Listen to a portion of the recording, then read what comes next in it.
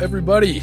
We are back for another episode of Reliving the Lights, a Friday Night Lights rewatch podcast. My name is Josh Kuipers. My name is Anthony Hookman. And we are going to talk episode 308 today. Anthony, how are things going there? I think this is our first episode since your little housewarming party. Yes. We saw each other for the first time in person, and holy man.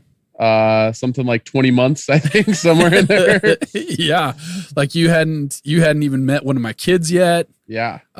So actually you might, I hadn't met any of your kids yet. Oh, you've never met any of my kids? I hadn't been around them. No. Yeah. I suppose we never really hang out in family, situations. It's mostly, like right. high school buddies getting together. So, well, there you go. There's all my kids. You've caught up in a hurry, but yeah, nice little housewarming party you had there. Yeah, it was a good time. We were happy you came. I was telling the Ericksons last weekend, because I got to see, shout out to the Ericksons, friends of the show, that so your oldest, I won't say their names because I don't want to dox your kids. Sure, I've probably said them, your oldest, it's fine. Yep. Your oldest, right off the bat, gave her the Sasha Banks action figure, so I won her over right away. Boom. Yeah, that was money. Yep.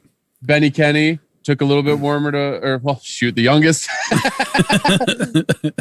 took a little bit longer to warm up to him, and then the middle one, I was like, wasn't sure, and then right before you guys left, she came right up to me and just gave me a big old, like, huge grin. Out. Oh, was just nice. shaking her head around.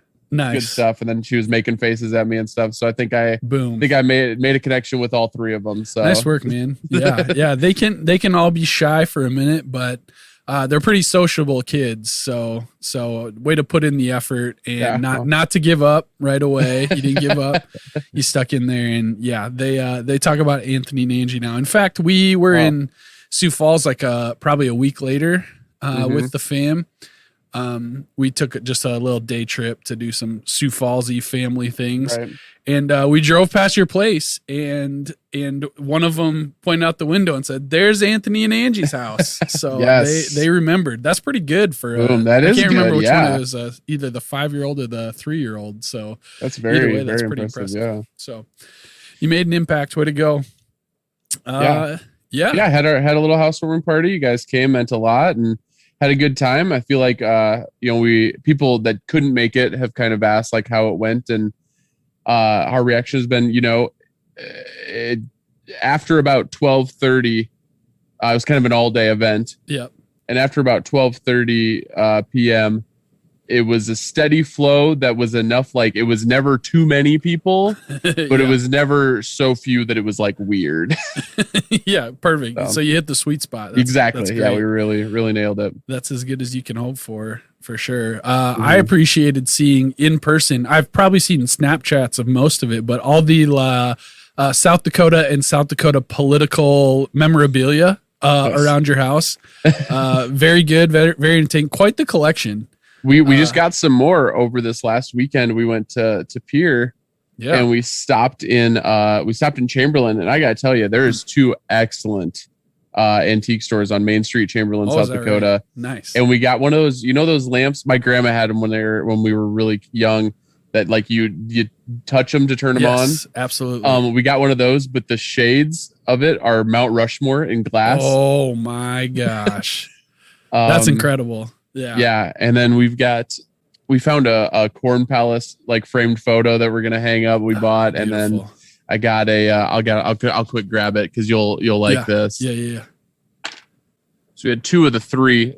I don't know where Angie put the Corn Palace one, but, so we have a bar in our apartment. So I'm always looking for good, relatively cheap, bar stuff. Mm-hmm. And so I found this bar mirror for Passport Scotch. Oh wow! It's got got a gondola guy down there. Oh sure. Yeah. So Passport Scotch. What is it? Because you enjoy first class. Yeah. So very classy. Very good stuff. And then Angie also found this one, and it was funny because she was like, should I buy this? Is this? Yeah. She's like, should I buy this one? I don't know. And then she pulled it off the wall, and like the thing it was hanging on fell. So she's like, well, I guess it's meant to be. This is one of my. We've got not South Dakota political, but the U.S. Capitol. That's very nice. That frame alone is pretty sweet. Yeah. So nice work. Found some real great stuff. Yeah, I mentioned to you I found my Bill Janklow poster framed and signed, but yeah, it's a hard sell on the fella that had that. The guy wasn't having it. Yeah, that's okay. It had somebody else's name on it, so right, exactly. Not yeah. Be even cooler if it was just Bill, but yeah. Oh, well, nice work. We plan on going to Chamberlain sometime this summer. For my oldest is still really into learning about Native American culture, and they got the Octo Lakota Native American Museum there at the St. Joseph boys school, Indian school. I think it's Indian school. Yeah. So we'll have to hit up those two antique stores. Yes, hit those up, and also you'll want to stop by on the easternmost exit. There's that convenience store that's attached to a Dairy Queen. And they have $4.99 banger trucker hats. Those were $4.99. $4.99 a piece. Oh wow, $5 South Dakota trucker hats. I might have to check those out. So. Can't beat them. Good. Well, it was great to see you. Yeah. Let's try and keep it less than 20 months next time. But yes, please.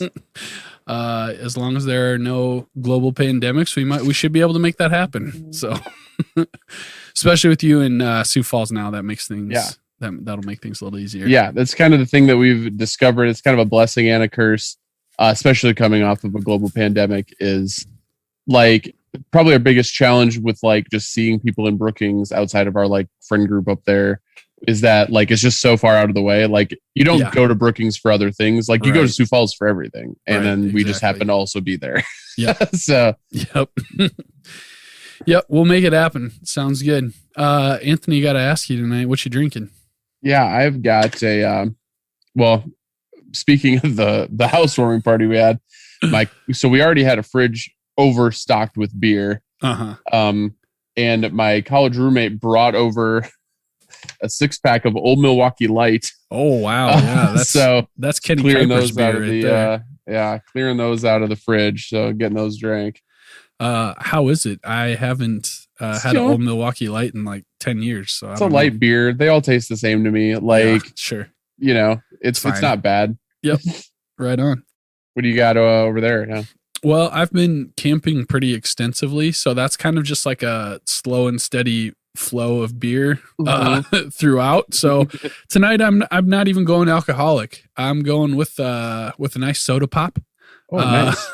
A Dr. Pepper and cream soda, 0 sugar soda here. And I got to tell you, it's delicious. I'm a little worried about the caffeine content drinking it this late at night, but we'll anything for the podcast, I guess.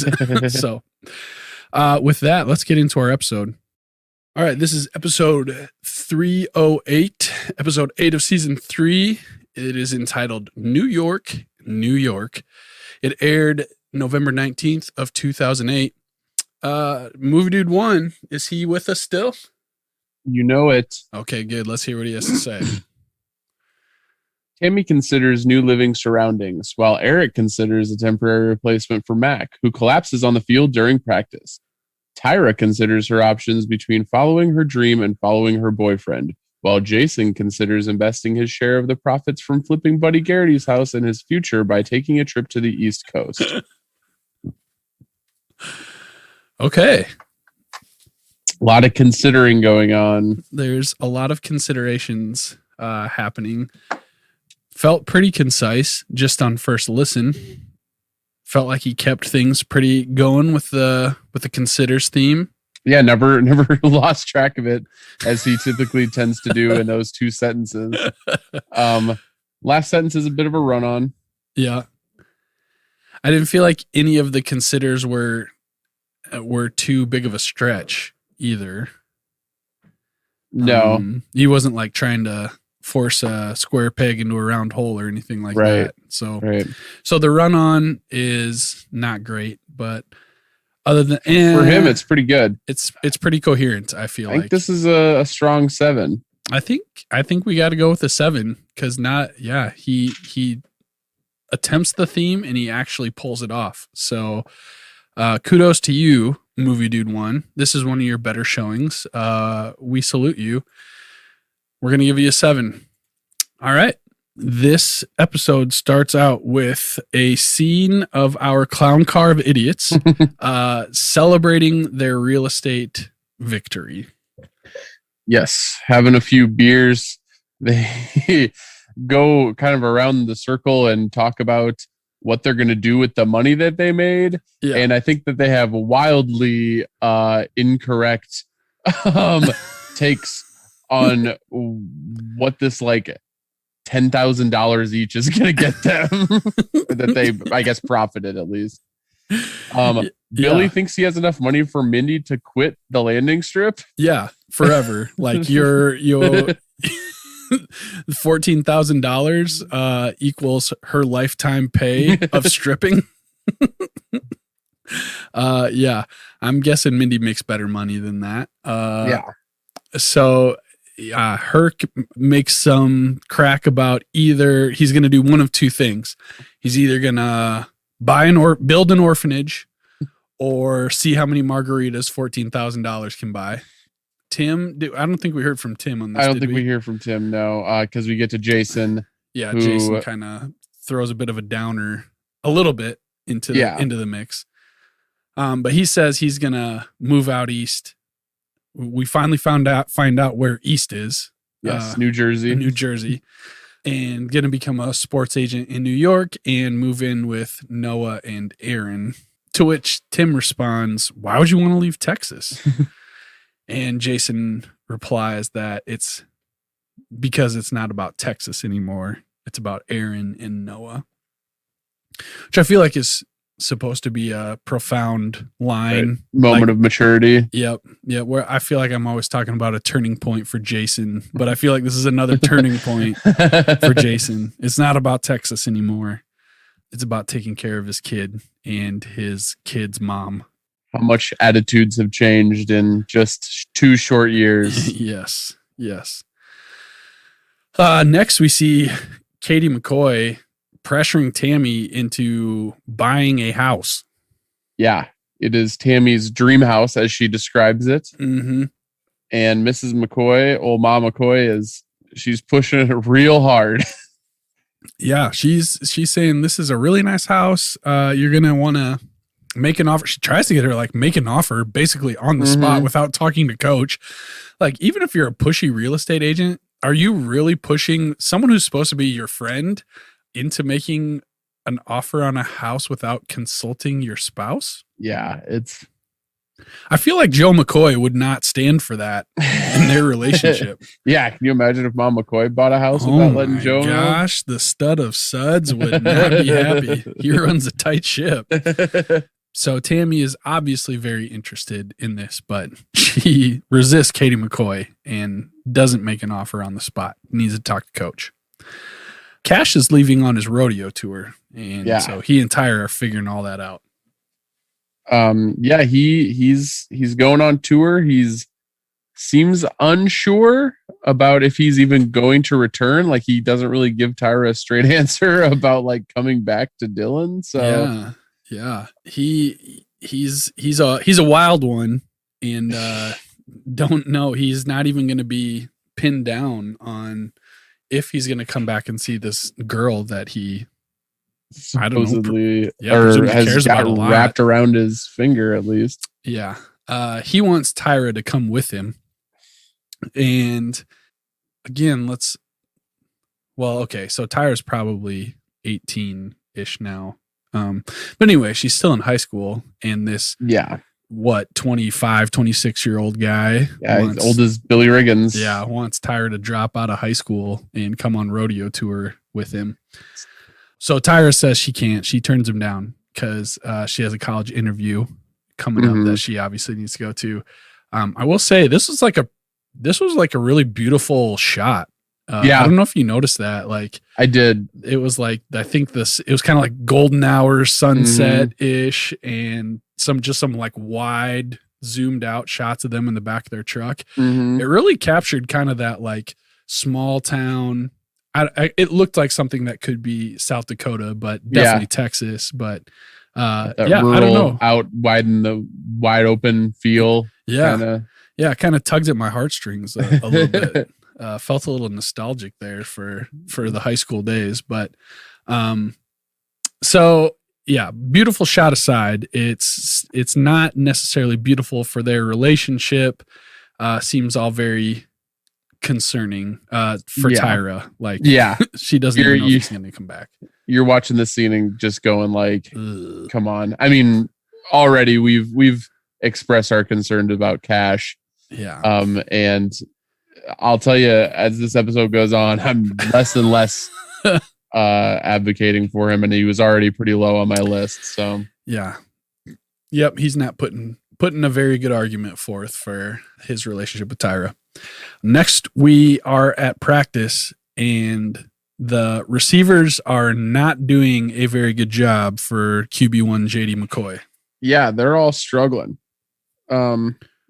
Matt's on the sidelines, kind of, putting him on blast. Yeah, he's kind of chewing out the receivers for not knowing what they're doing. Mm-hmm. And just to kind of make a point, he steps out and says, well, watch this, I'll do it. Goes out there, sure enough, runs himself a solid route and outperforms the current wide receivers. Yep. And I think it's just long enough we focus on this to go, oh, maybe Matt Saracen will play wide receiver, but we don't get to spend very much time with that thought. Nope. No, we need an important plot point to happen, and so let's just give Mac McGill a cardiac episode. So Mac McGill collapses right there on the field. They call 911. It's looking pretty serious. Meanwhile, Jason Street and Timothy Riggins are in New York. They are seeing the sights. They're trying to get going. Really looking like a couple of yokels in the big city. Yeah, they are, and just hilariously struggling with the New York lifestyle. Yeah. They have no idea what they're doing. Everything they could get wrong, they do. Yeah. What do they all do? They go to buy a hot dog and hand them a $100 bill. Yeah. For a hot dog. They call a taxi cab over and like basically lean into the taxi cab, and the taxi driver's ticked. Get your hands off my cab. Yep. They stop a guy on the street and ask him where he bought his suit. Yeah. Paul Stewart is where he bought his suit. So they try to make their way to Paul Stewart. They're asking everybody, hey, do you know where Paul Stewart is? Which is just like such a foreign thing nowadays. Less than 15 years later, like a smartphone would fix that in a hurry. But they eventually find their way to Paul Stewart, find a suit they really like. It is like over $1,800 or something like that. So, it's an outrageous amount. So that's not going to work. But they do find a little shop where they can get 2 suits for $125 or the whole package for $200, 2 suits, 2 shirts, 2 socks, belt and shoes, I think, for $200. So that's more in their price range. So they go ahead and do that. But Street kind of starts to get cold feet a little bit. Starts to wonder if, what if Erin doesn't take me in? What if she says no? And I think Tim says something along the lines of like, well, you're just going to have to make sure she doesn't say no. Or maybe Jason says that. I'm not sure. But during this scene, we also do get a music cue, which nice. I made note of. 20th Century Boy by T-Rex. One of those songs that I've always known, but not known. Sure. Yeah. Like it's one of those songs that's used a lot. In media. Actually, there's a version of it, to call back to the last episode, that I noticed. Actually, this was when I was like, okay, I got to figure out what the frick this song is. Yeah. There was a version of it used in the Truman Show when they're at when he's like in high school and they're at like a high school dance, like the high school band is playing it. Okay. And we get the T-Rex version. I think it goes further back. T-Rex's version, I believe, is a cover as well. But what the heck? I Googled 20th Century Boy and T-Rex comes up, JoJo comes up, and Def Leppard all come up. So yeah, apparently a pretty popular song, you're saying. T-Rex. Oh, they're old. I didn't realize that. Yeah, they're like mid to late 70s. Yep, that's what it looks like. Okay, well, thanks for noting that musical cue. I did not catch that. Yeah, so kind of reset themselves. Just gonna have to make sure she doesn't say no. Mm-hmm. Yeah, go ahead. We get a little scene of Coach and Buddy visiting Mac in the hospital. Yeah. I didn't take too many notes on this, but I did get a quote from Buddy. I don't know if you also noted this one. I noted a quote. Yes. I'm sure it's the same one. As they're about to leave, Buddy kind of condescendingly tells Mac, "Why don't you take a drink of water out of your new Flexi straw?" Yeah, like it was very condescending, but like I don't even understand why he would say such a thing. I don't know. Yeah, it was weird. It was very weird, but it got a laugh out of both Angie and I. Yeah, I think it was. So I think it's kind of connected. Now that I think about it, it's probably kind of connected to the very next thing that Buddy says. I think it was just a way for make Buddy to seem like he actually cared a little bit about Mac McGill. Because before they even get out of the room, they're like walking out of the door, and Buddy says, "All right, back to business. We need to replace Mac McGill." So yeah, they got to get another coach on the sidelines, and Buddy is quick to endorse JD McCoy's quarterback coach, Wade Aikman, for the temporary job. Coach is not crazy about the idea, but Buddy says, "Hey, I'm just talking on behalf of the boosters here," and Coach makes some comment about Joe McCoy being one of the boosters, and Buddy offhandedly calls Joe McCoy Smiling Joe, which I thought was good. Got to chuckle out of that, yeah. So they got to figure that situation out before Friday, obviously. We do get a short scene with Tami and Tyra just talking college plans, talking about Tyra's upcoming interview. Yeah, Tami kind of goes out of her way to say how much she is proud, how proud she is of Tyra and all the work she's been putting in, and how dedicated she is staying. She's got back on course. We see Matt Saracen bringing Coach some sort of football document over to the Taylor household. Coach assumes that Matt is there for Julie. So I think Coach is like watering his lawn or something like that. Julie! When really Matt is just trying to bring up the conversation of him playing wide receiver, moving over to that position. So he finally wedges it in there with Coach trying to move him along to Julie. Coach isn't really having that idea though. It's pretty funny how because he's like watering the lawn or something, right? And he's kind of like, Matt's like, "Oh, I was thinking maybe I could move over to receiver," and Coach is like, "Yeah, I don't know about that, Julie." just really trying to cut the conversation short. Yeah, not interested at all. No.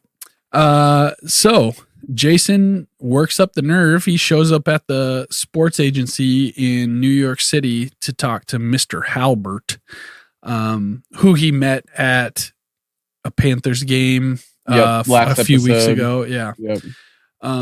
And so he shows up at the desk and he kind of gets a rude awakening a little bit. Yeah. Yeah. Right away, the secretary is like, "Oh, no, you don't have an appointment? Like, no, I can't just let you into his office or whatever." Yeah. And then Jason kind of fights back, says, "Well, no, he knows me. Like, tell him it's so-and-so's friend from Texas. Yeah. And sure enough, right away, it kind of gives you hope because he comes out and, oh, why don't you come into my office?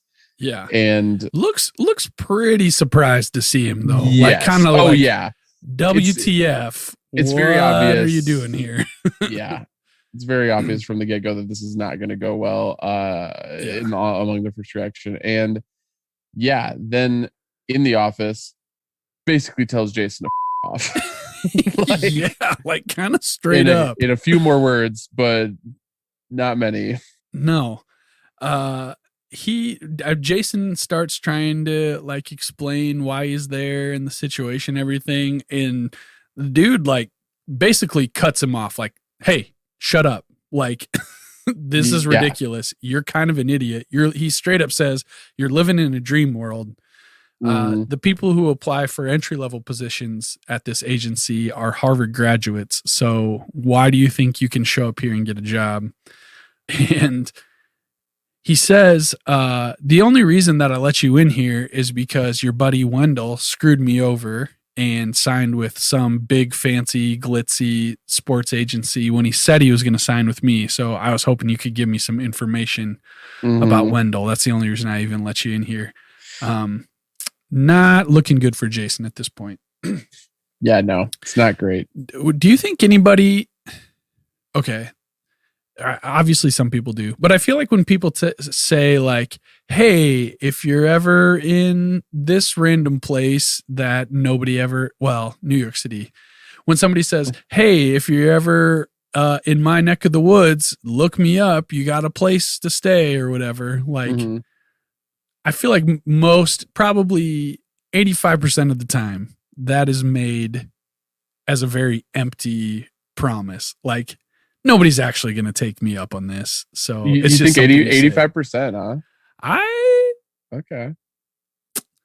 I think it depends on the person and the situation. Well, okay. Not that it's not honest, but I think 85% of the time you don't expect anybody to ever actually take you up on it. Okay. That's what I'm trying to say. I'll maybe give you that. Sure. You are a very hospitable person. And so I feel like when you say it, you would legitimately mean it. But I feel like most of the time, and I think that's even like an episode of The Office as well, like where, Michael actually takes someone up on that, and it's very awkward. Right. But anyway, Halbert definitely did not mean it, and he for sure didn't mean show up and ask me for a job. Yeah. Although, I mean, he did. To be fair, in that episode that he showed up in, he was like, oh yeah, this is what I did. And like, he did make it actually sound like, but for him to just show up, like, is still pretty dumb. Yeah. But, yeah. Maybe at least call ahead. Maybe at least in the very least, an appointment. Yeah. Very awkward scene. Pretty crushing for Jason. Yeah.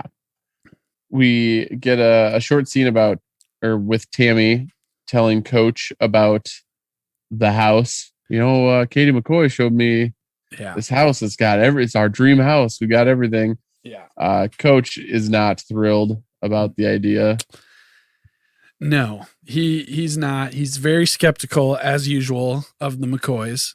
In right before this, even Tami is like, Coach is kind of griping about the assistant coach situation and about how they want him to pick Wade Aikman. And Tami was like, hey, maybe you should pick Wade Aikman, which obviously isn't going to sit well with Coach, especially when he finds out that that Katie McCoy is trying to get Tami to buy a house. So yeah, Coach is not happy about the house situation. He's not happy about the Wade Aikman situation. He's not happy with McCoys in general. He seems very skeptical of the house. We get another scene of Jason and Tim walking around New York. This time they're in Times Square, and Jason is feeling pretty dejected, pretty crushed by the whole situation. I do have a quote here from Tim Riggins. Let's take a beat here. Where are we? Times Square, Big Apple. taking a big bite out of it. You know what else? We got Gypsy tonight. It's got strippers in it. So Tim is trying to look on the bright side here. They're in New York, and he is very excited about this Broadway show, which apparently has nudity in it, which Tim can just go to the landing strip anytime he wants. Right. We've seen that. Well, but he's seen all of that. This is a new some art, some artistic nudity, I guess. Yeah, this is new nudity. Some bodies he hasn't seen yet. I guess so. But Jason doesn't really want to be cheered up at this point. He's pretty down. Yeah. He's being a real Debbie Downer. He really has either like extreme like optimism or extreme pessimism. He doesn't really have a middle ground. Like, it's just not a good way to live your life, Jason. No, he set extremely high expectations for what was going to happen. And when those ridiculously high expectations were not met, his entire world came crashing down in that moment. But Tim tells him to listen, quit complaining. Do what you got to do. Go get Wendell. Tell him why he's making a bad decision and get him to sign with the agency, and then they'll have no choice but to give you a job. Which is also a terrible idea. Also wildly optimistic. Yes. But I will say, better plan than Jason. So yes, that's true. I appreciate the outlook of if there's something wrong, if there's a problem, then do what you got to do to fix it instead of sitting around complaining about it. Mm-hmm. There's some new optimism in the Jason and Tim scene. Meanwhile, back at practice, Coach Taylor asks Wade to be the assistant coach, take over Mac McGill's position temporarily. Yeah. Very clear, temporarily. Yep. And Wade agrees, accepts the position. Yep, they agree there can be no special treatment for JD. Also that, yep. But they seem to be on the same page with that. So they lock that in. We see Matt and Julie together. Matt asks Julie, so does your dad hate me now? Julie says, hey, is this about the wide receiver thing? He doesn't hate you. He's just stubborn. You just need to keep working on him. It works for me. So yeah, just be persistent. Yep. So that's Matt's new game plan via Julie for getting the wide receiver thing to happen. Mm-hmm. We see Tyra at her interview. Yeah, just about to be called into the interview. And just as they come and grab her, she gets a call and she decides that she needs to take it. Yeah. Already a bad look. Come on. And then it's Cash. Yeah. He's on the road. They talk for a little while. Tyra asks Cash if he'll be faithful to her while on the road. And Cash says that he'll try like a clown. And the try came at the very end of this whole thing. I'm gonna try. It was, it's a long time away, and there's gonna be some cold, lonely nights. Jeez, just an absolute idiot. I feel like if for a number of reasons. I feel like if you are the woman in that situation, you hang up the phone at that point. Okay, never mind. I don't care how much I cared about you before. I'm hanging up the phone. Yeah. He'll try. That's what he ends the conversation on. And she's obviously crushed, and she goes into the interview that way. Mm-hmm. And it goes about as well as you would expect. We assume that she's going to bomb it. Yeah. I think it's kind of implied one, especially in the next scene. Tyra visits Tami and kind of asks hey, did they call you or whatever? And Tammy's just kind of they did. Yes. I think it went fine. I think it went okay. But yeah, she's clearly being nice about it. Yeah. But at the same time, it just doesn't sound great. No. So we establish here, I made a comment about her age earlier, that she's 18 or 17. She says in the interview that she's 17 years old. So if we think back to season 1, remember the oily guy that she like spends the night in the hotel with? Yep. She's 15 years old. Yeah. What was his name? Trevor or Tanner or yeah, some Chad name like something that. like that. Who we assume has got to be like 25 at the youngest because he's got like some high paying oil job. So that's a 25-year-old spending the night in the hotel with a 15-year-old. So extremely creepy. I don't know. I'm guessing they didn't initially intend for Tyra to be a senior. Yeah. They intended her to be a senior, but then they wanted to keep her around, so they bumped her back. Yeah, they realized, oh yeah, we've got to stay with these characters for a couple of years. We should probably make them younger. Oh, this is going to be more than one season of this show. I guess they can't all graduate and be gone. So, but that creates some very, very questionable situations in retrospect. So I just thought of that as she said that she was 17. I was like, ugh, gross. Yeah. All right, so we're at practice again.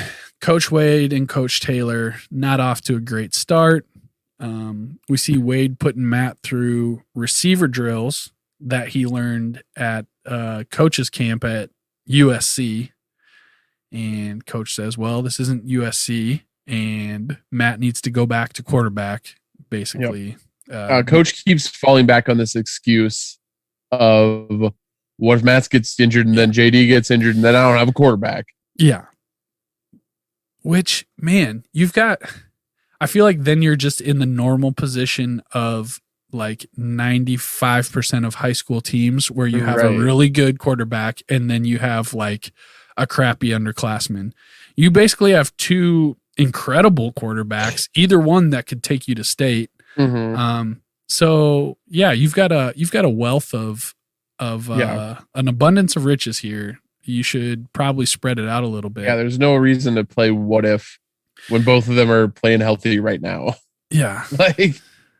But he's stubborn. We heard from Julia that he's stubborn. Yeah. So it's probably less about the injuries and more about Coach Taylor's pride to do it his way. Yeah. Yep. So Coach sends Matt back to quarterback. After practice, Joe McCoy catches Coach. Smiling Joe. Tells Coach he's glad that they could set aside that Coach could set aside their differences and do what's best for the team, which again, very condescending and sleazy. Yeah, and Coach is not clearly like visibly upset. Yeah. About this. Joe McCoy, not a great person. I think we've established this. Not a great interaction. So up next, Coach and Tami go to look at the house. Coach isn't having it.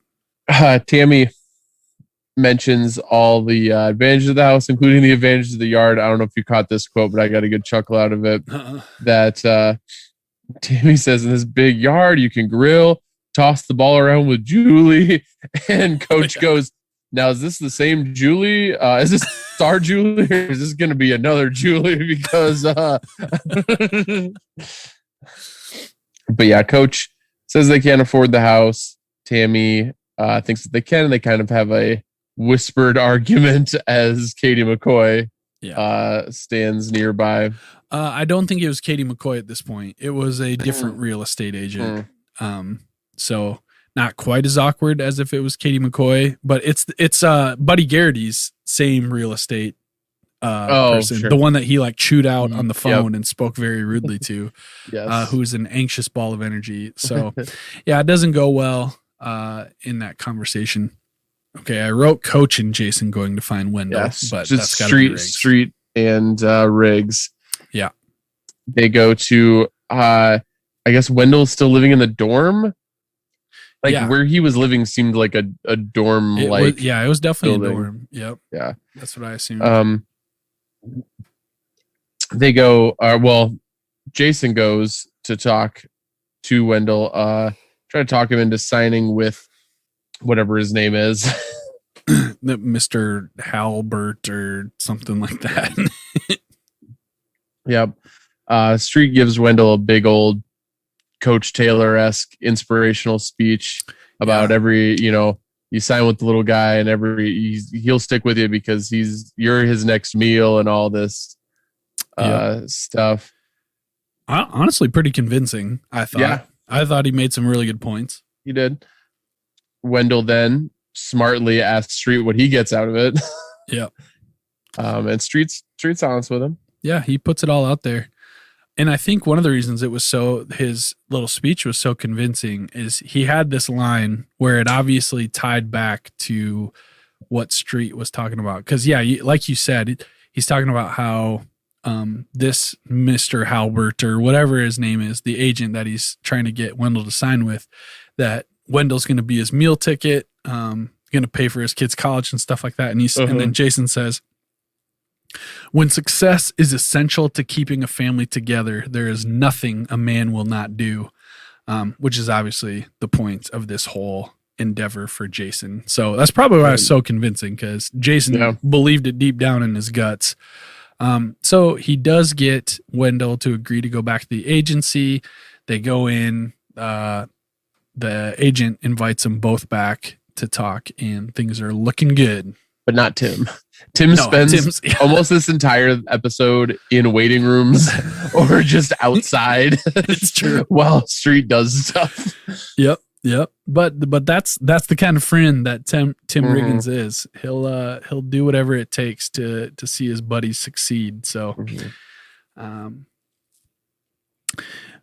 Matt is over at the Taylor's house, I believe, for a meal. Yes, and there is just so much tension in the air at this point, and there's like multiple conflicts and sources of tension that are intersecting over the meal table here. Yes. And Julie brings up Matt playing wide receiver. Just Matt blurts it out.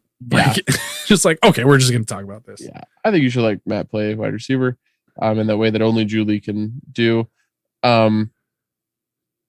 Matt does tell Coach he knows the routes. Coach, or he says something like, how about this? You have me run 10 routes right now. Yeah. And if I get one wrong, I won't bring it up again. And Coach is like, 10 routes? All right, let's go. Which, okay. Matt's a quarterback. He's gonna he's gonna know how to run a route. Like, he's gonna know what the receiver is supposed to do because he's the one that's supposed to put the ball in there. So, like, of course he's gonna run them correctly. And I think I could probably get like at least 8 of the 10 routes correctly. I know what a post is. I know what a fade is. I know what a button hook is. Like, and I played center 20 years ago in high school football. Like, I've played Madden. Like, I understand what it is. So seems like Matt's set up for success then. I appreciated in the middle of Julie's awkwardly bringing up the conversation that Coach is like trying to change the subject. He says something along the lines, let's talk about the house that we can't afford. How about that? Trying to change the subject. So they go out, they run the routes. Matt hits all of them. Oh, well, no, he does not. He does not catch the last pass. But when he comes back, everyone's looking pretty dejected. Matt looking dejected. Tami looking dejected. Julie looking dejected. Coach makes some comment about, that was a piss poor pass, son. I'll think about it. So Matt pulls it off. He's got Coach at least considering it. Mm-hmm. I'll think about it. Yep. This is a funny little bit as they're walking back to the house. Coach quietly asks Tami, do you have any aspirin in the house? And Tami says something along the lines of like, I haven't seen you throw like that since, 20 years ago or something. Yeah. Coach is getting old.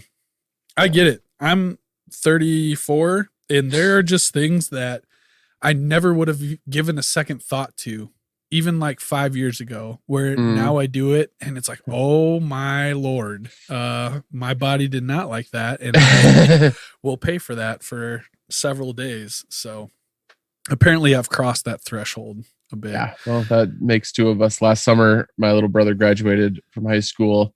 And when I was back home for his graduation, I was like, let's play a little one-on-one in the driveway. And like, maybe like 2 points into the game, I was gassed. Like, yeah. I was like, yeah, it's pretty sad. I need to get into better shape. When Benny Kenny was born, we were waiting for the paperwork to clear in Florida, and he wasn't sleeping good. And so I was in an unfamiliar house. We had a great beach house. It was awesome because we were stuck in Florida for 3 weeks, but we had a great beach house. But unfamiliar house, I had to go down the stairs in the middle of the night to help him with something, and I missed a step, and I turned my ankle. Oof. And instantly it was like, oh, that was not good. But he is over 1.5 years now, and my ankle still hurts every day. Every single day I have a moment where it's like, oh, my friggin' ankle. And I got to like twist it around and flex it and stretch it until it pops. And then it feels a little better. But that's just one of those things where it's like, well, okay, I guess I'm approaching middle age and my body does not bounce back like it used to. So I guess now I will just, for the rest of my life, have a crap ankle. Stuck, yeah. Yeah. So I did physical therapy and everything, and still hurts. So I feel Coach's pain there. Tyra is at home. She's broken up about the college situation. Cash comes to say goodbye, and Tyra, he like shows up and surprises her. It's yeah.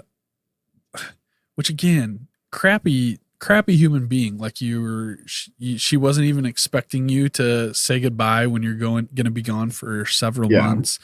But he shows up to say goodbye, and on the spot, Tyra decides, since I think since she kind of bombed that interview and is feeling crappy about everything, decides on the spot she's going to go with him on a rodeo tour and screw school. Let's go. So she throws her bag into the back of the pickup and off they go. Hate to see it. Tami wakes up Coach in the middle of the night.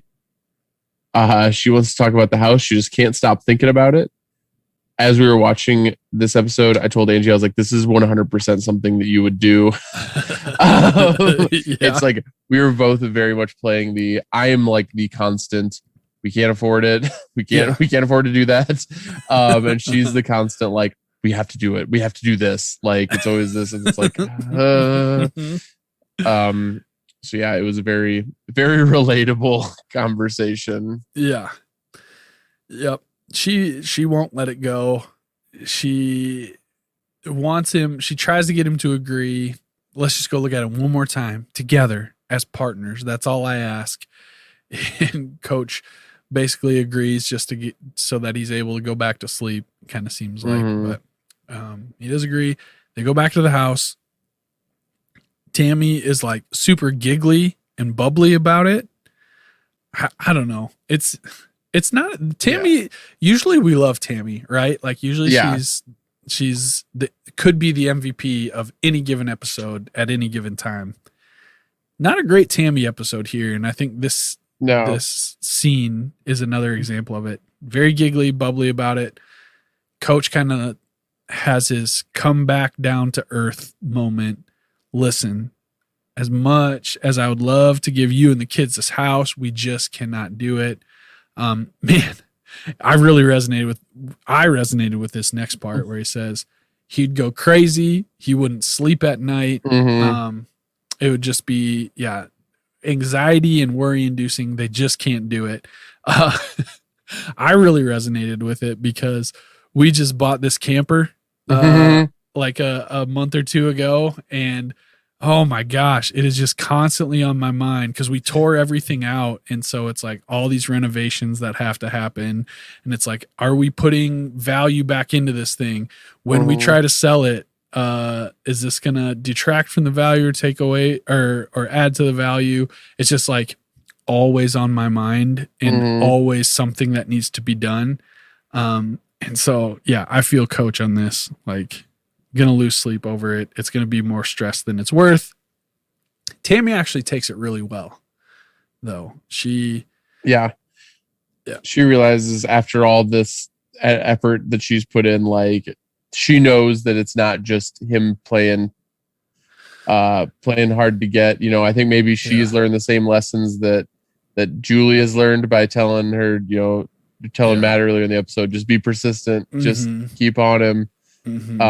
And I think that it's maybe the final nail in the coffin for her to realize, like, oh, this isn't just him saying, oh, we can't do it. Like, this is an actual like, we can't do this. Yep. She says, you know, I don't really need this house. The important thing for her was that they did it together and that they're on the same team. And she felt that. And so she's good with it. So the house thing is put to bed. It's done. They're good on that. Let me ask you, can you think of a time when you made a purchase like Coach is talking about, where it just like ate at you and worried you and was more trouble than it's worth? Or like you did it and then it basically gave you anxiety because of what it meant for you? Yes. I'm trying to think of a specific example. I know that I definitely have. First one that comes to my mind is probably that Mazda that I bought about 10 years ago. Yes. Had real big buyer's remorse on that pretty quick. Yeah. Didn't hold up the greatest. Did not hold up the greatest, but it turned out okay. Vehicles suck, man. There's nothing fun about buying and maintaining a vehicle, right? Because it's mostly like they're constantly losing value, they're constantly requiring maintenance, and so it's basically so we're in that right now. Our van, which we bought from my grandma, our van is giving out, and it's constantly like the automatic door, sliding door in the back. It's like the sensor doesn't work. And so it always thinks that it's open slightly. And so every time we hit a bump or go around a sharp curve, like it's like ding, ding, ding, ding, ding, the door's open, ding, ding, ding, ding, ding. And then like that, like, and it like triggers on and off, which then like makes the electrical system bug out, which then kills the battery. And it's like, this only has 100,000 miles on it. Like Lindsay's dad is a mechanic, and he's like, well, if it's dinging, you can pretty much just make a beat and sing a tune to the music until you buy a new van. So I was like, oh, okay, dang. We just bought a new pickup because a high schooler smashed into my old pickup. Just bought a camper. Now we got to buy a new van. So yeah, not fun purchases, because it's not like we're going to buy something like cool and exciting. Right. We're going to buy a functional van at the best price we can get. So yeah. And now was not a good time to buy a car, at least not in Sioux Falls. I went and drove around the lots in Sioux Center today. We have like two pretty sizable dealerships, and they're like maybe at 30% of what they usually are. There's just nothing there. Yeah. Inventory is super low. And because I was like kind of playing around the idea of like getting a Prius, like a used Prius.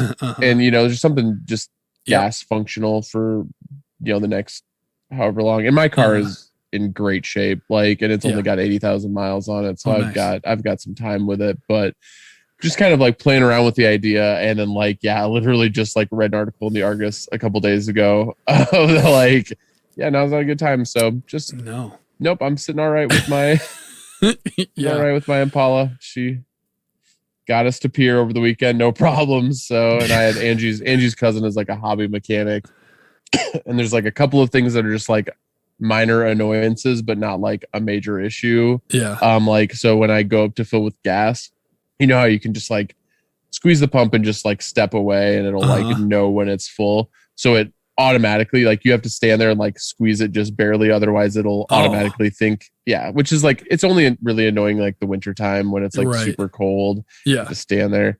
And he was like, yeah, sorry, I can't fix it. It's probably something like you could take to a mechanic. And like, it's like, he's like, it's something bigger than I could just fix just looking at it. Right. I was like, oh, whatever. It's not that big of a deal. So just little things like that I'm like, it's annoying, but I'll live with it. Hard to justify spending tens of thousands of dollars to get a new vehicle on, but also, like freaking annoying. So, well, if anybody's got a nice used van that they're looking to get off their hands, reach out to us at Reliving Lights on Twitter and let me know. Maybe we can make a deal. I'll be keeping an eye out for functional vans as well. Yeah, thanks. All right.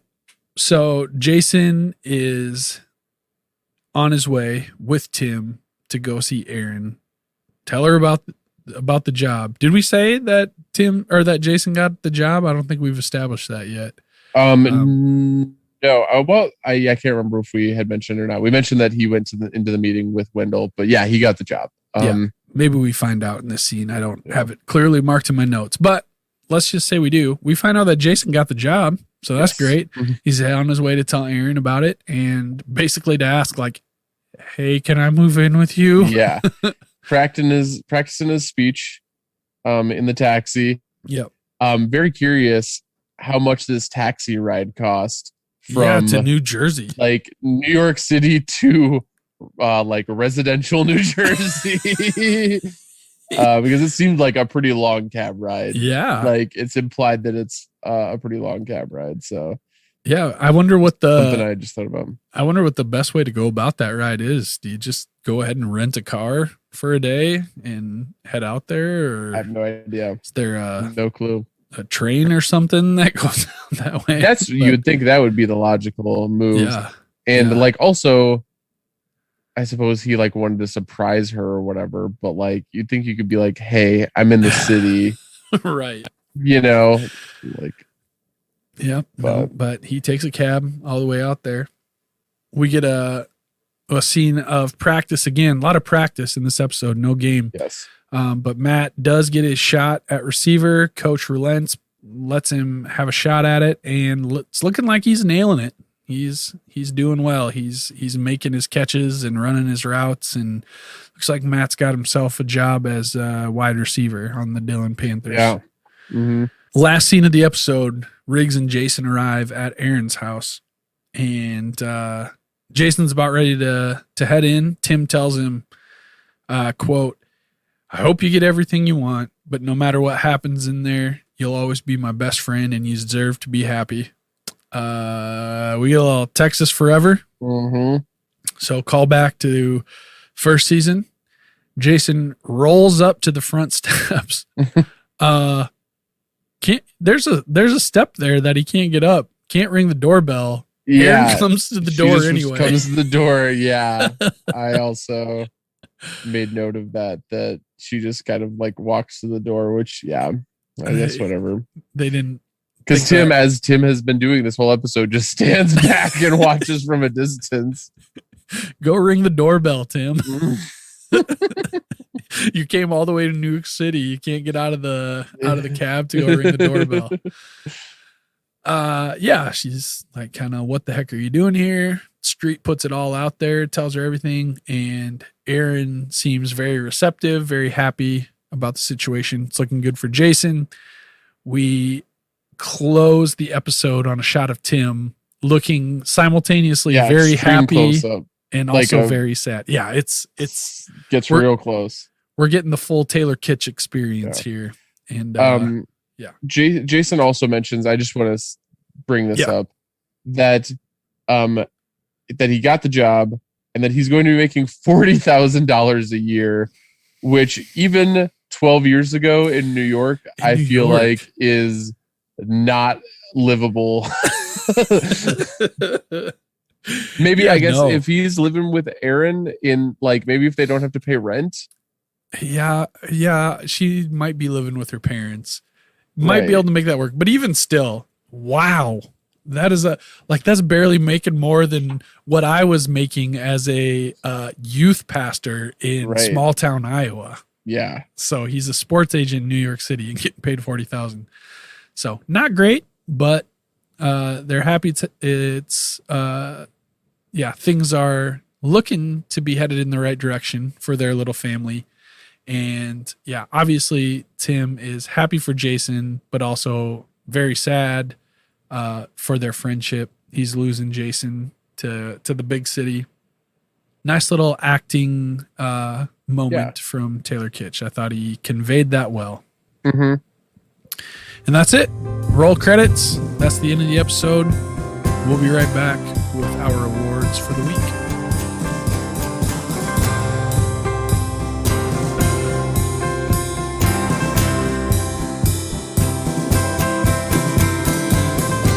Okay, we're going to give out some awards, and as we always do, we will start out with the Coach Taylor Inspo rating for this episode.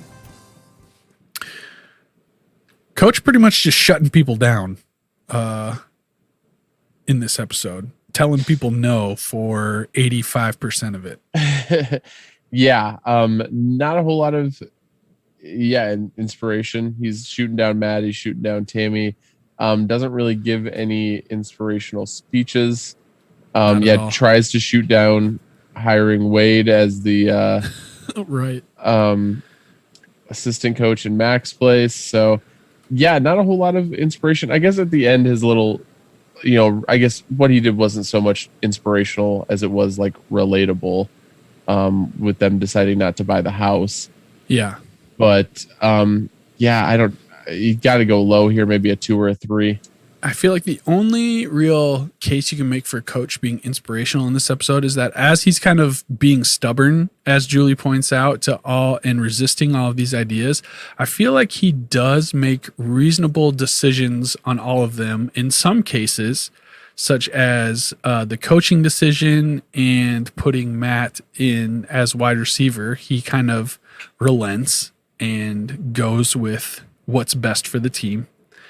In the house decision, he sticks to his guns, even when I feel like it would have been pretty easy to just like say, all right, let's do it. Let's go with it. Cause Tami really wanted it. It seems like Tami does make some headway and does and I think he does really, really weigh the options and think of all the ways that they maybe could pull it off. But I think that he knows, he could lose his job at any time. And then that's.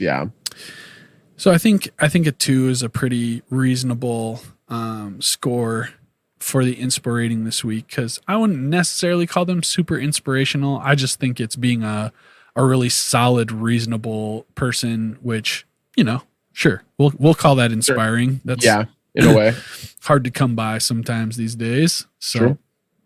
All right. So that's a 2 for the inspo rating. The Julie Taylor hate-o-meter.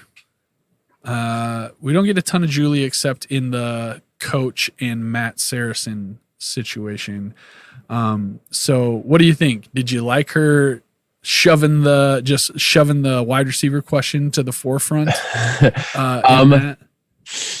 Yeah, I mean, to me, no, that gave her a point on the hate-o-meter. Yeah, kind of annoying. Yeah. And I guess I'm neutral on the idea of her telling Matt, like, just be persistent. Yeah. So I'm thinking like a strong 1, maybe a light 2 at worst. Yep. I think a 1 is fair because, like I said, it was annoying. I don't know if I'd straight up call it super hateable. So let's go with a 1 for Julie this week. Not a lot to work with. Big Rig Beard Tally. Did we see any in New York? They celebrated with a beer after they sold the house at the very beginning of the episode. That's the only one that I noted. Yeah. I did get a little chuckle. We didn't mention this before, but Billy is trying to come up with like a toast for it. And he says something like, I can't remember what he says, but Tim says, "That's not a cheers, Billy." That was just a funny line. Okay, so I'm kind of surprised that Tim didn't try to pull an open container in Times Square. Right. You just kind of assume that he'd be drinking in New York City.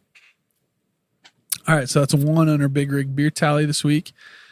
The Alamo Freeze presents the Matt Saracen Aw Shucks Goofus Maloofus moment of the week. I think him approaching Coach while he's watering the yard. Yes. Yeah, definitely. And Coach absolutely just trying to pass him off to Julie in the process. Yep. Buddy Garrity sleazeball move of the week. I feel like we've got a clear winner on this. The very condescending, taking a drink out of your nice new flexi straw, and then before he's even out of the room, moving on to the business of replacing Mac McGill. Yes. So 100%. That was a pretty easy one, Buddy. And really all we saw of Buddy was pretty much just that one I think we need to do our best to keep tabs on what happens with Mac. Like if they acknowledge this again, what if he dies? I don't know. I've seen the next episode and they do not address it at all. So there's that. All right. Notable music cues. We got a little T-Rex action there. Mm-hmm. What was the song? 20th Century Boy? Yes. Okay, which is apparently popular song. It's one of those songs, like when I think of it, I think of like a car commercial. It's a real car commercial song. Really? I'll have to take another listen to it for sure. Yeah. Outdated pop culture reference of the week. Anything we need to cancel? Anything along those lines? Not having a smartphone to navigate New York City is kind of an outdated. That's definitely, in a way, it's outdated. I don't know if it's a pop culture reference, but. Well, I mean, even though this is, 2008, 2009? Yeah, 2008 is when it came out. The iPhone was out by then. Yeah. I don't know if anybody in Dillon, Texas would have had it, but. Yeah. Or, maybe we wouldn't have, we maybe collectively didn't know how to use it as well as we do today. But. Right. I think the wandering around New York and struggling with the New York lifestyle I think that's good. Yep. All right, our quote of the episode. What are our nominations? I wrote down a few. I've usually lately been really, really bad at writing down quotes. Yeah. But I do have a couple of nominations here. The first being, why don't you take a drink of water with your new flexi straw? By Buddy. Yeah. And then the Coach asking Tami after she says, you can toss the ball around with Julie. He says, is that our Julie? Is there going to be another Julie? And then him also, Coach, asking them, do we have any aspirin in the house? Yep. Throwing some balls to Matt, but I think the flexi straw. That's definitely my winner as well. I'll throw in another nomination that's not a winner, and I don't think I'm doing it justice. I read it earlier. You need the full Tim Riggins delivery, but his kind of little pep talk to Jason. Let's take a beat here. Where are we? Times Square, Big Apple, taking a big bite out of it. You know what else? We got Gypsy tonight. It's got strippers in it. Tim Riggins is much better delivery, but definitely I think we got to go with take a drink out of your new flexi straw. Just the full Buddy on that one. Yeah. All right, who's our MVP of the episode? That's a good question. I got a couple nominations. I think I know who my pick is. I'm going to go ahead and nominate Matt Saracen here because I feel like he sets out with a goal and he gets it done. He steps up, does the wide receiver thing, proves himself, and makes it happen. So that's a W for Matt. I don't think that's the biggest W of the episode. Right. No, that's, I think, a good one. I mean, I think Street. That's it. Yeah, is probably the MVP. Yeah, hard to argue. And this is his last appearance for a while. Spoilers. Yeah. We don't see Street for a while after this, so might as well send him out on a high note. As far as I know, this could be the last we see him. I can't remember, but it's not. but it's one of the last. Yeah, I mean, we already talked about what a ridiculous plan this was, but he goes for it. He makes it happen, and he basically gets everything he wants. So MVP right there. Yep. Congratulations, Jason Street. You are the MVP of this episode. Okay, what kind of rating? How'd you feel about this episode? I watched these two, this one and the next one together, and I got to tell you, I thought they were really good. Yeah. I enjoyed them both. I don't know if they're either one was particularly strong, right? But I thought they were entertaining episodes, to say the least. Yeah. So. I thought this episode was good. I was surprised to see that it had like an 8.7 on IMDb, which seems a little high. Yeah. But I think, like a strong 7. I like that rating. A strong 7. If we give it that qualifier, I feel like a straight 7's not doing it enough. Right. But a strong 7 is good for me. So strong 7. I like that we got to go out and see New York City through the eyes of Tim Riggins and Jason Street. That was good. I like that we got plenty of Taylor family interaction and a little bit of drama in there. It's a fun episode. It was good. Okay. So what's our moral of the episode? What do we learn? What are our takeaway lessons? I think the number one takeaway of the episode to me is 2 out of 3 times, if you're just persistent, all your dreams will come true. Yeah, that's true. Matt got the wide receiver thing. Jason went ahead and made his dreams come true in the big city, but Tami didn't get her house. So that's a pretty good percentage. 66% of the time, if you're persistent, you can get whatever you want. Mm-hmm. It's good average.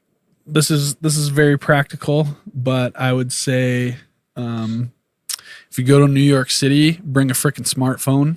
It'll make your life way easier. I don't know, you ever think about how people did it? No. 15 years ago? I am just I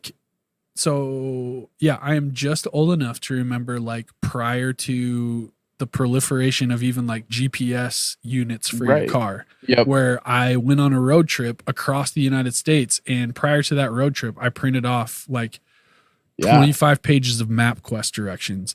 And if you missed a turn on your MapQuest directions, forget about it. You either have to completely adapt and figure it out on your own, or you have to circle back to where you missed your turn before and then try and try again, basically from there. You won't hear me say this very often, but you got to hand it to Randall Brumbaugh for taking us to Kansas City and Omaha when we were in high school and just navigating, getting around. Yeah. I don't know how he did it. I don't know how people did it. I really anytime that I even go to pretty much any city bigger than Sioux Falls, I can navigate Omaha pretty easily, I guess, but that's about my peak. And even that, unless I'm going to the old market downtown Omaha, which is right off the interstate. Yeah. We went to this comedy club 2 years ago now, in Omaha that was way on the other side of the city. And I no way I could have found that without. Absolutely not. Without a GPS. I remember in about 2006, I went on a choir tour to California, and one of the host families that we stayed with, one of the nights, we were in maybe San Diego or something. Mm-hmm. And I remember I think I can't remember where we were going. We were going to go to some restaurant or something for that night that we picked out or something. Anyway, I just remember she got out this book. It was a San Diego atlas or whatever you want to call it. Yeah. It was an actual book size thing, and she had to go to the back and find the name of this restaurant or wherever we were going, and then it gave her a page and then a grid coordinate. So D17. And so you had to go to that page and like find it on the map and then figure out, like, flip pages, figure out where you were, and then like plot your course. Goodness gracious. Unreal. No wonder vacations when I was a kid and in high school were like stressful for my parents navigating around all these places. Yeah, it's crazy. Yeah. Crazy. Well, good lessons, good episode. Good to get another episode in with you here. Yeah. We're cutting it tight. We've been pretty bad. I mean, it's not anybody's fault. Just things haven't worked out recording wise. And yeah, this is like the first time we're going to record an episode and release it the same week. Yeah. Yeah, ever. So we should have made some timely references to what's going on in the world, but how about those Clippers? Oh, no spoilers. We started at halftime or a little after halftime. I'm rooting for the Suns in that, but yeah. I am also rooting for the Suns in that series. Go Suns, and go Bucks. I don't care between the Hawks or the Bucks, but yeah, how about those 2021 NBA playoffs, huh? Yeah. Will we know? Yeah, we'll probably know who's in the finals by the time this episode airs, right? Depends on how theoretically, depends on Well, go Bucks and go Suns, and go Bucks to take it all. I love a great superstar player in a small market. Yep. So go Giannis. Love that. I've got at least two friends from Milwaukee proper, so I'm happy for them. One of them is a Dallas Mavericks fan of all things. Okay. But I'm sure he's probably cheering for. Yeah. How could you not? For the Bucks, and so go Bucks. My apologies to the Ericksons. I know that they're cheering for the Suns and hoping for a Suns win, but I mean, as you and I have discussed privately, Suns is a pretty small market for the NBA, and I honestly don't know that I could name one player for the Suns, so that's also pretty cool. Right on. I was going to say go Suns. Shout out to the Erickson brothers. And I just think they are a team that's put together really well. They've got like all the right corresponding pieces that fit together well. So, and I'm a LeBron stan. Yes, absolutely. I'm do or die for LeBron for sure. Things. I just think he's great. I think he's a great person. I think he's a great basketball player. There you go. But that being said, I do think it's really cool that, I mean, I've had a harder time cheering for LeBron on the Lakers just because the Lakers are such a perennial powerhouse. Yeah. In like NBA history. Yeah. It's easier to root for Cleveland LeBron than it is 100%. for Laker LeBron. Absolutely. But I do think it is really cool that the four remaining teams like haven't won an NBA championship in really cool. However long. I don't even know what the numbers are, but I had seen the stat. So yep. It's been a long, long time for every team if they've won it all.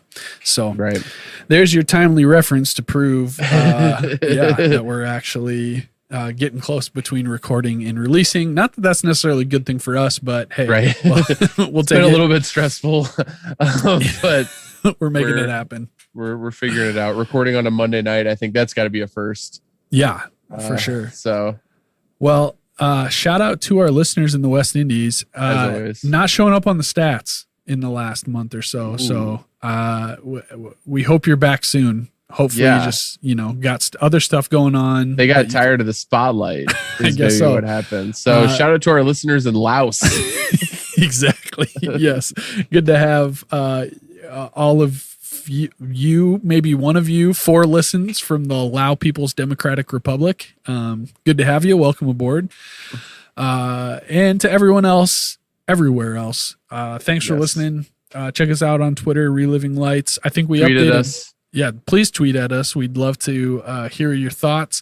I believe we actually updated Facebook for the first time in a long time. So yes, I haven't updated it with the latest episode that you posted on Friday, but I did update it the previous episode. So I will get around to that. So if any of you are out there, there's an update for you, but maybe just come over to Twitter. Yeah.